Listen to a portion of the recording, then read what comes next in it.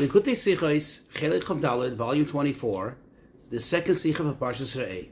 This Sicha will explain the mitzvah of Ha'anaka and how it connects to our Avodas Hashem. As an introduction, it's worthwhile to read through the psukim, the verses, chapter 15, verses 12 through 15. There Hashem says that if you have a Jewish slave who's sold to you, then on the 6 years he should work for you. On the 7th year you let him free. And when you send him out to his freedom, you should not send him out empty-handed. Rather, you should give him hanik tanik loy. You should grant him.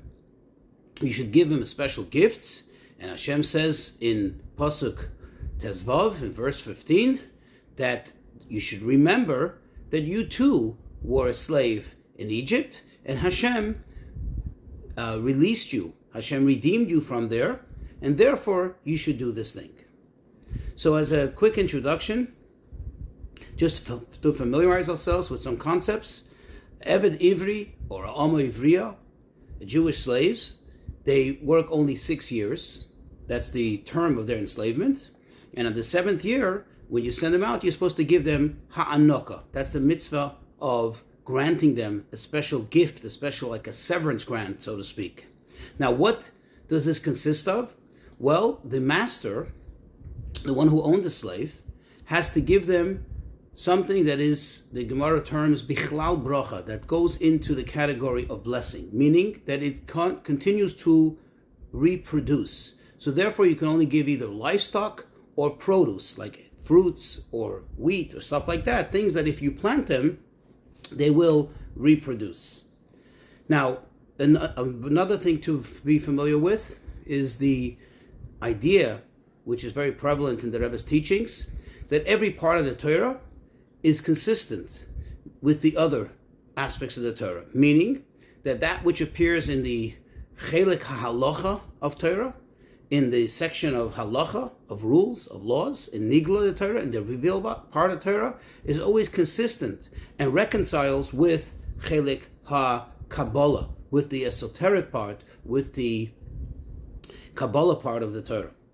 Now, a Evet Knaini, meaning a non-Jewish slave, is not in this category. In fact, an Evet Knaini, the Torah tells us that they have la'olam bahem ta'avodu, that they have to be held on to forever. Only in extreme circumstances is one allowed to release his Evet Knaini, to free his Evet Knaini from his enslavement.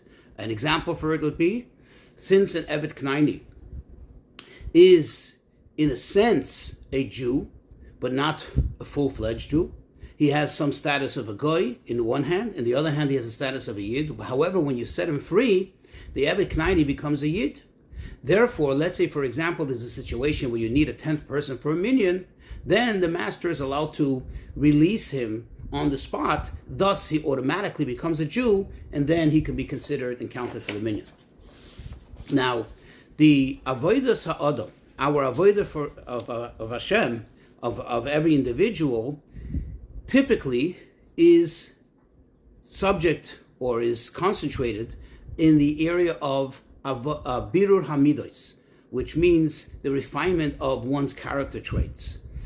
And what is the ultimate aspect? To reach to moichim, to reach and to become incorporated in the intellectual aspect of things. That's the higher level that one has to reach. Also, to familiarize ourselves with the concepts of Kabbalah's oil and bittul.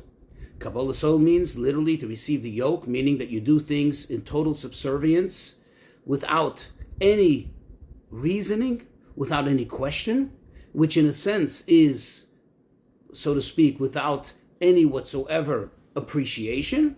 And that is the true aspect of bittul, total and absolute bittul.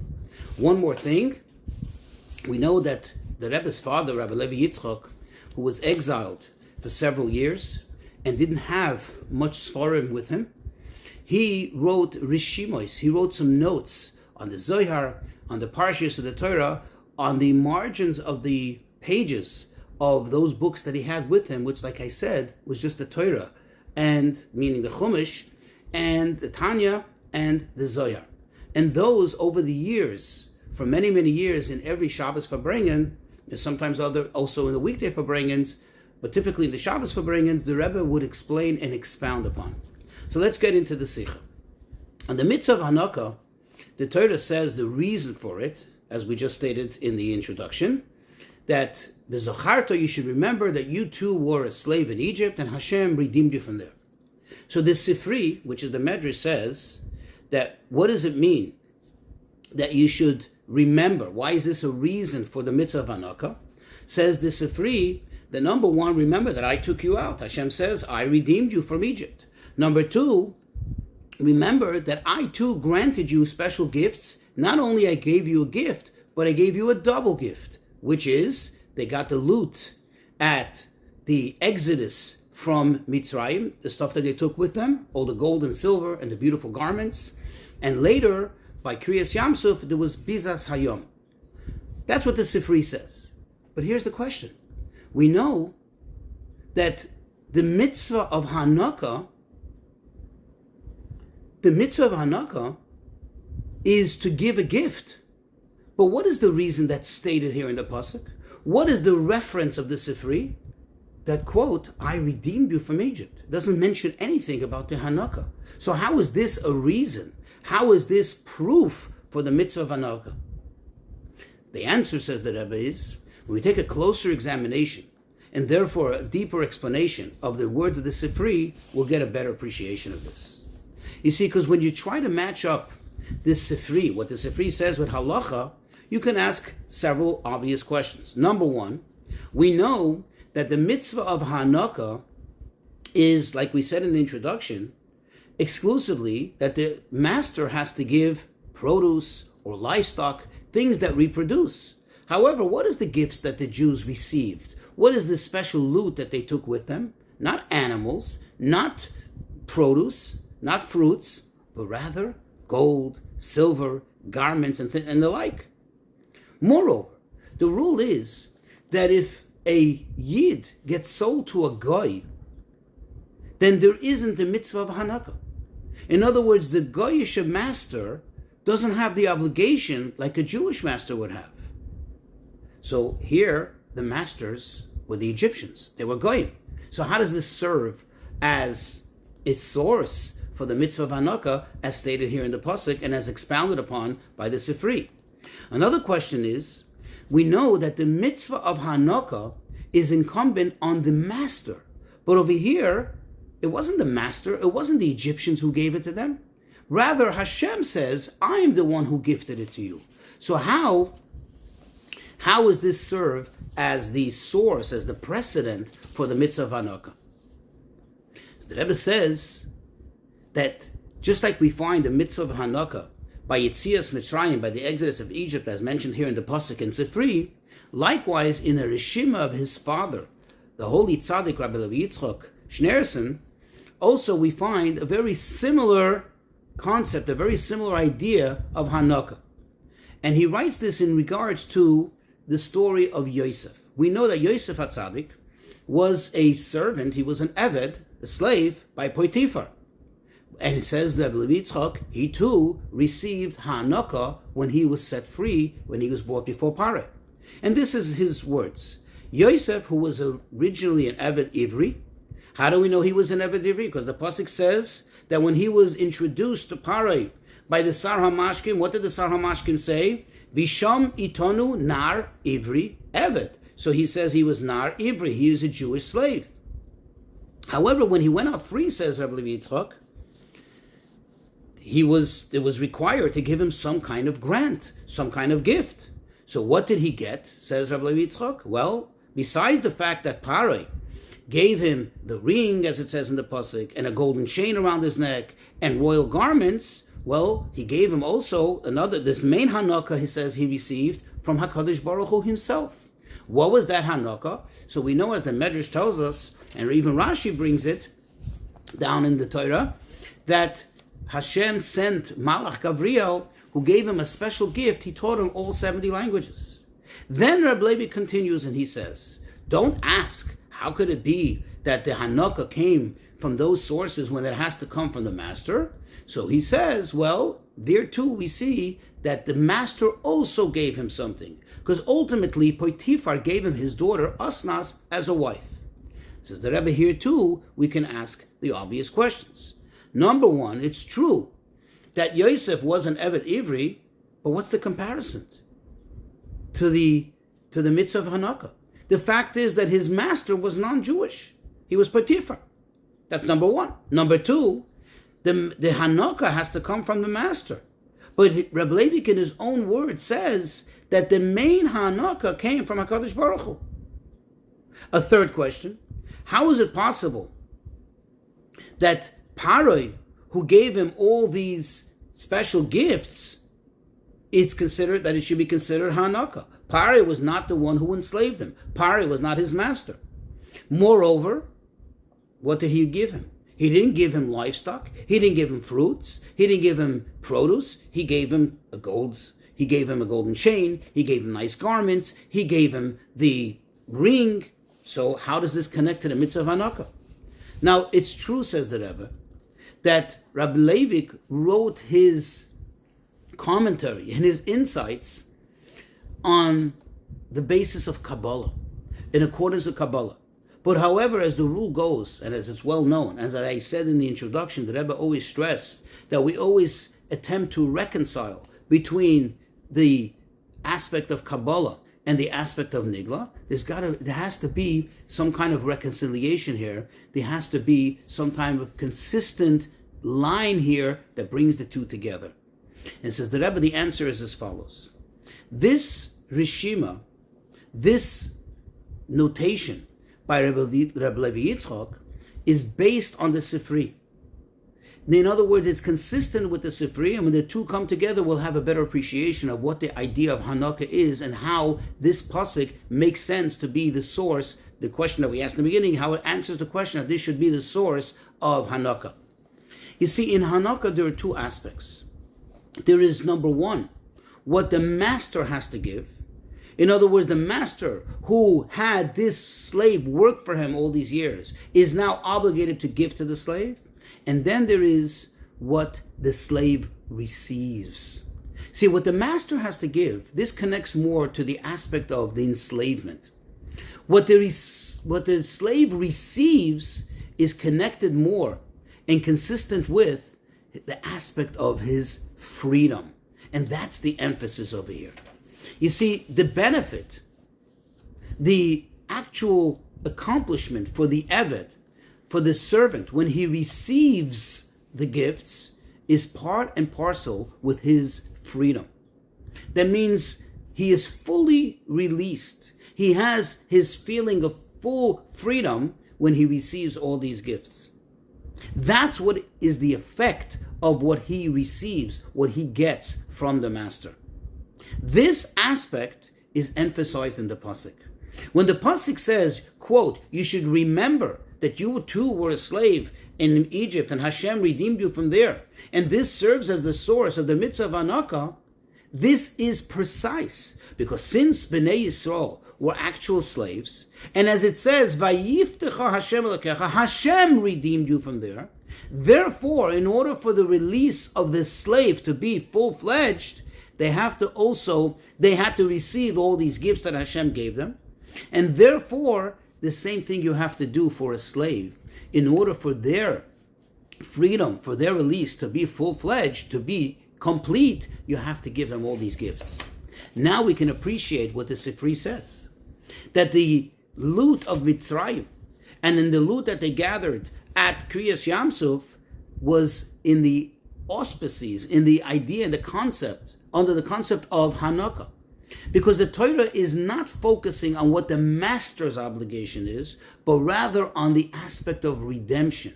In other words, on the aspect of what happens in terms of the slave. In terms of the slave, he became free. And in terms of his freedom to be full-fledged, as we said, he has to receive all these gifts. And here already there's no real emphasis, and it's not important, number one, who gives the gift. In other words, from whom is receiving the gift, and by whom he was enslaved. The main focus is on, the main concern, so to speak, is that he receives these gifts, which affects his full-fledged freedom. And now we can appreciate why it was from silver and gold. Because this idea, this detail in the halacha, that it has to be only from livestock or fruits and things like that, things that are miklal bracha, that's only in terms of what the master's obligation is. But in terms of what the servant, what the eved experiences, meaning in terms of his freedom, doesn't matter what he receives, as long as he receives something or many things which serve to fully affect his full-fledged release. And according to this, we're going to understand what Rabbi Levi writes in regards to Yosef HaTzadik. Since Yosef HaTzadik was a Eved Ivri, as he proves from the pasuk, who was freed, notwithstanding the fact that his master was not Jewish, he was now required to receive, he was eligible to receive Hanaka. In order for what? Not to fulfill the obligation of the master, because the master has no obligation, but rather for him to be free in the fullest sense. And therefore, what was the full-fledged, so to speak, full-fledged act that finished off the freedom of Yosef? Number one, that Parai appointed him as a ruler. That is the greatest expression of freedom. Not only he's no longer a slave, but now he's a ruler. In order for this to happen, in order for this to come about, Hashem gave him the gift. In other words, in order for his freedom to actually materialize, Hashem gave him the gift of the 70 languages.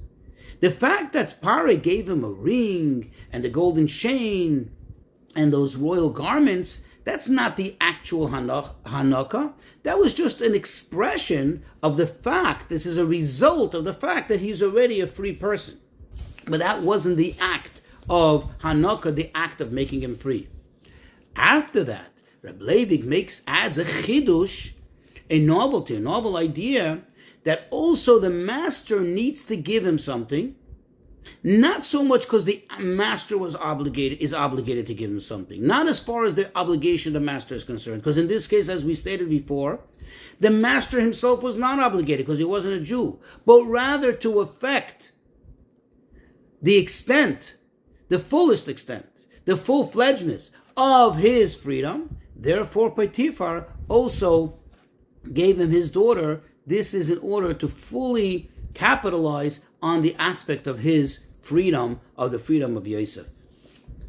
So till here, we just discussed, so to speak, the chelek hanigla, the reveal part of this halacha, meaning the halachic part of it. But now let's get a little bit into the Kabbalah. So in Kabbalistic terms, what is the idea of an Eved Ivri?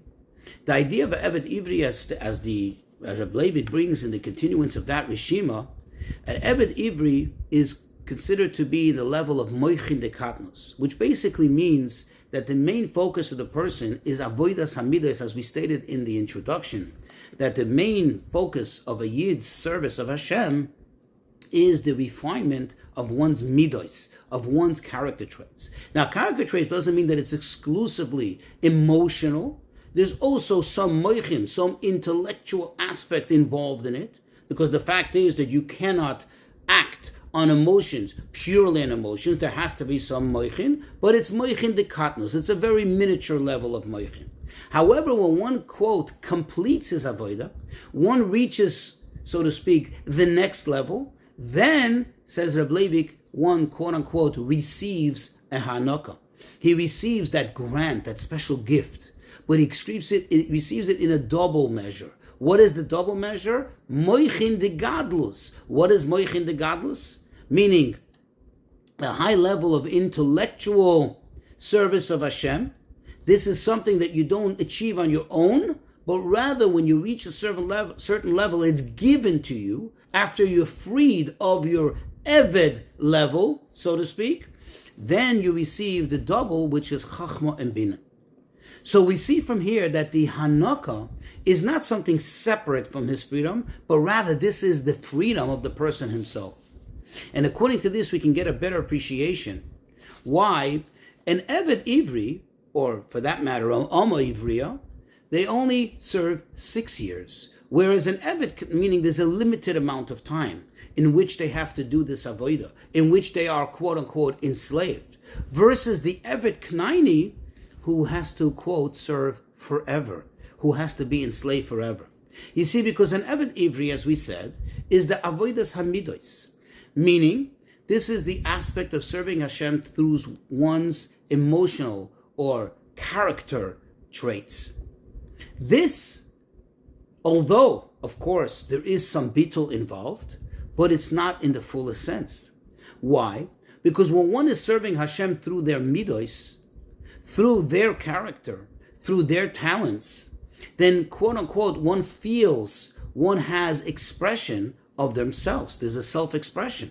And therefore this has a limit. There's a limit to it because we are by nature, by design, we are finite, we are limited. Whereas the idea of an Eved Ivri, even though it seems to be lower than an Eved Knaini, even though it seems to be lower on a lower level than an Eved Ivri, but this represents the aspect of Kabbalah's oil. There's not even any appreciation, so to speak. There's not even any feeling, any talent involved in it, but rather you do it because you have to do it. So on the one hand, it appears that Eved Ivri is on a higher level than Eved Knaini, because an Eved Ivri has some expression, whereas an Eved Knaini does not. But yet, when you turn it around, there is a maila, there is a great advantage to the avodah of an Eved Knaini over an Eved Ivri, and that is that when it comes to the aspect of bitul, of true, pure Kabbalah's oil, that actually is expressed in the Eved Knaini versus the Eved Ivri. Because the Eved Ivri, like we said, has some expression of oneself. So no matter how much bittul you have, there's still expression of yourself, which is you, and therefore there is some existence of you. Whereas the Eved Knaini, it's totally not himself. It's purely bittul. It's pure Kabbalah's oil. However, the question is, if that's the case, then why is it that we're always compared to Eved Ivri, and that's the main focus of our avodah? The answer is, says the Rebbe, because what Hashem really wants from us is not just to be there with total and absolute subservience. In other words, not to be ourselves, but rather Hashem desired that there should be a fusion of bitul, which is Kabbalah's oil, and therefore we're called an Eved, but on the other hand, there should also be the fusion of one's self-expression, the expression of one's talents, of one's nefesh, of one's soul, of one's inner koiches. And therefore, the typical avodah for a yid, the common avodah for a yid, is in the aspect of Eved Ivri. To bring this all together, as explained in Chassidus, our connection to Eved Ivri is not just in the idea of how our avodah goes, but rather in the scheme, in the order of how things are. It says that Shis Alfei Shnin Have Alma, that the world is intended to exist for 6,000 years. And we are already in the 6,000. And we are waiting for that 7th year when, quote, we will go free. The 7th year is the time of the Geula. That's when Hashem will give us that heightened level of service of Hashem, comparable to what Rabbi Leivik mentions, the Moichin, the Gadlus, and then we will get that Hanukkah. We will get that special grant, a vision of godliness, an appreciation of godliness, unprecedented in the 6,000 years prior to that. But since the Hanukkah is that we're going to see godliness in a revealed sense, that will be the ultimate gift. And now, as we are, so to speak, in the 6,000th year, and therefore we're, so to speak, like Erev Shabbos, close to Shabbos, when there is a mitzvah already to taste, to have a little sense of what's coming. Therefore, this is a time when Hashem not only has to show us and has to give us a little taste of the future, but also we need to indulge in that taste of the future to learn Chassidus and to get an appreciation of godliness. And certainly this will bring us to that point when Hashem will, quote, release us, redeem us, set us free free from this galus, and give us that Hanukkah, that ultimate vision of godliness and that appreciation of it all.